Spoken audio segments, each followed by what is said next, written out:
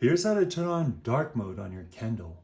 Dark mode can make reading more comfortable in low light and may help reduce eye strain for some people. Welcome back to Quick Assist. If this video helps, please consider liking, subscribing, or commenting. Thank you. Now we're going to go ahead and go into the book.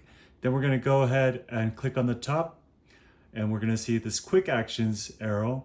We're going to click here and you will see dark mode on top.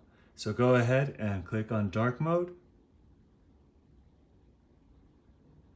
And you will see how everything will invert from black to white or white to black.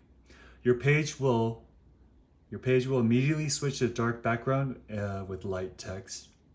And that's basically it. Try it out depending where you are. Sometimes in the airplane this works well.